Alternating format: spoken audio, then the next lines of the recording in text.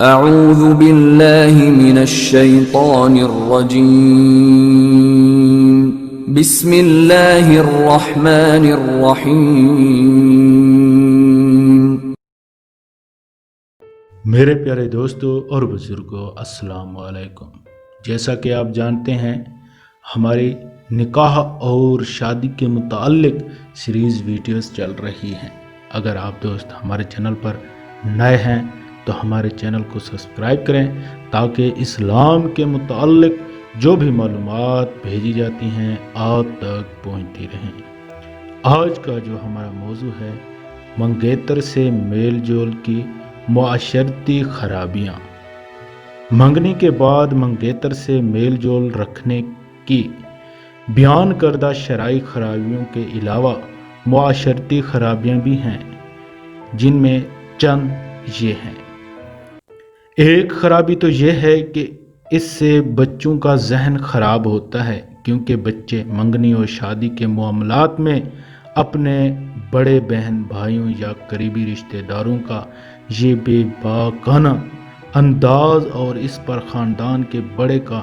نرم رویہ دیکھ کر اسی کو صحیح سمجھتے ہیں اور آنے والے وقت کے لیے اپنے لیے بھی اسی کا تصور قائم کر لیتے ہیں۔ اور دوسری خرابی یہ ہے کہ اس میل جول کا ایک حقیقی مقصد کہ لڑکی یا لڑکا ایک دوسرے کو سمجھ لیں، وہ مقصد حاصل نہیں ہوتا، کیونکہ عام طور پر ایسی صورت میں وہ دونوں ایک دوسرے کے سامنے گفتگو کردار میں انتہائی تکلف برتتے ہیں، مصنوعی رکھ رکھاؤ کا مظاہرہ کرتے ہیں، اپنے آپ کو حقیقت سے زیادہ اچھا ظاہر کرتے ہیں اور منگیتر کے مزاج پر پورا اترنے کے لیے اپنے مزاج کو نظر انداز کرتے ہیں۔ نتیجہ وہ دونوں ایک دوسرے کو جتنا سمجھ پاتے ہیں اس کی حقیقت سراب کسی ہے، جو دیکھنے میں کچھ اور حقیقت میں کچھ اور ہوتا ہے۔ شادی کے بعد جب اس تکلف اور مصنوعی رکھ رکھاؤ کی دیوار گرتی ہے تو معاملات میں بگاڑ پیدا ہو جاتا ہے۔ بالفرض ایسا نہ ہو تب بھی بہرحال نکاح سے پہلے ایک دوسرے کو سمجھنے کے لیے میل جول رکھنے یا بات چیت کرنے کی شرعاً اجازت نہیں۔ تیسری خرابی یہ ہے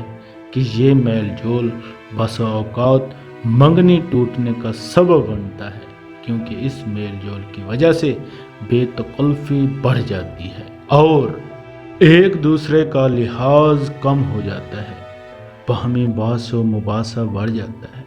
اکثر انبن ہو جاتی ہے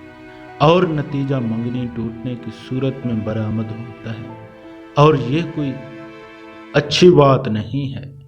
بلکہ آئے دن اس طرح کے واقعات ہمارے قرب و جوار میں پیش آتے رہتے ہیں۔ ہمارے معاشرے میں منگنی ایک بار ٹوٹ جائے تو بالعموم دونوں کے لیے اور بالخصوص لڑکی کے لیے کس قدر مسائل کھڑے ہو جاتے ہیں۔ اول تو خاندان اور جان پہچان والوں کی طرف سے رشتے نہیں آتے، اور اگر کوئی رشتہ آ ہی جائے تو منگنی ٹوٹنے کا پتہ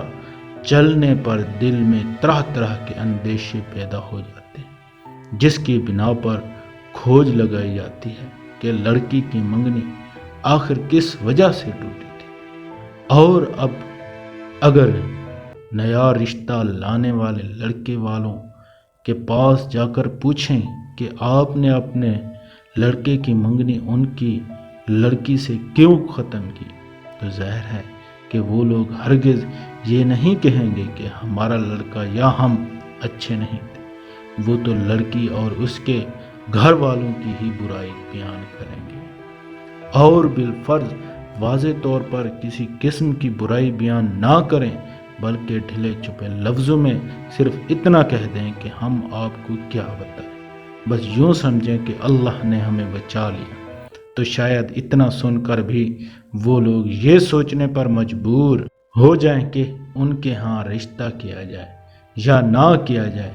یوں ہی اگر کوئی اور ان لوگوں کو یہ حقیقت بتا دے کہ اس لڑکی کی تو منگنی ہو چکی تھی اور یہ تو اپنے منگیتر کے ساتھ